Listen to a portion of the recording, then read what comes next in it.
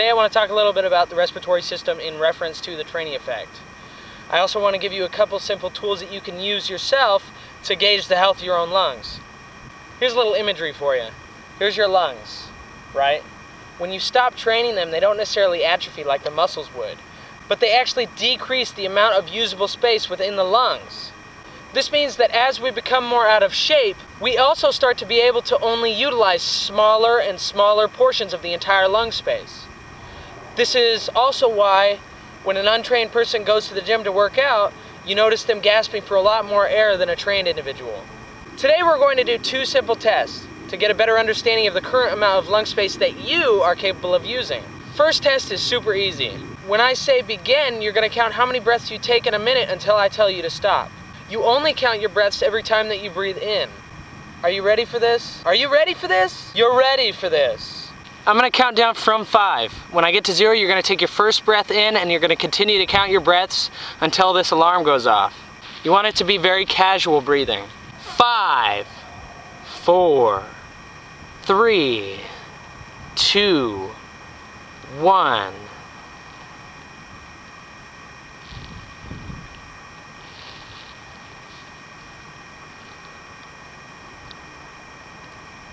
$50. You probably can't see this from there. Just casual breathing. Relax almost if you can. 35. Halfway there.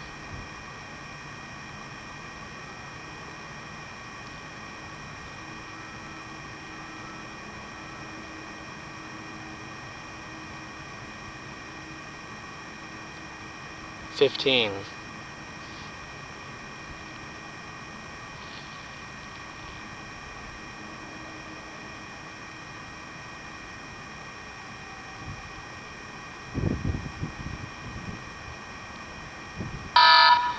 So cheating's not going to help you. It's not going to benefit you at all. We're doing these tests because we want to know what level of health that we're currently at. That way we can make goals for ourselves and we can start to accomplish them. If you don't know where you're at, how do you know where you can go? So you just counted how many breaths that you take in a minute. Keep that number in your head and we're going to continue on. Now the last test we're going to do is even more simple. We're going to hold your breath. That's right, boys and girls, we're going to hold our breaths today. Doesn't this bring you back to some of your old childhood memories? So you're going to hold your breath and you're going to time yourself on how long you can hold your breath. Simple.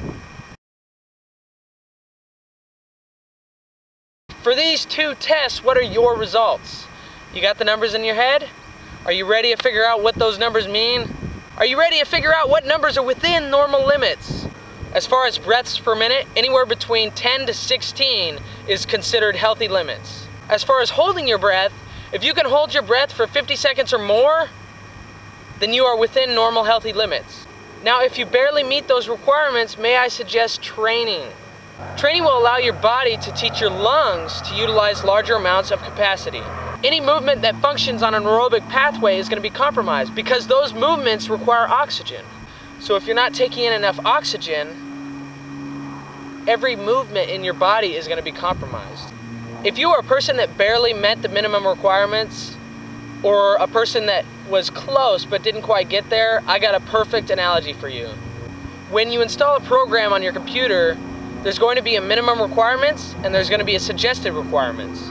If your computer meets just those minimum requirements, there's still a chance that it could lag your whole computer. It's the same thing with the human body. If you're barely meeting the minimum requirements in health, you may still be lagging your body. The future is up to you. Your health, you're the only one in control of your own health. The future's up to you.